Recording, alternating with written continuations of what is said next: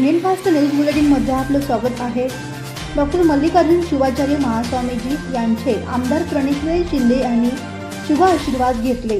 महास्वामींनी आमदार प्रणितराय शिंदे यांना विजय प्राप्तीसाठी कृपा आशीर्वाद दिला।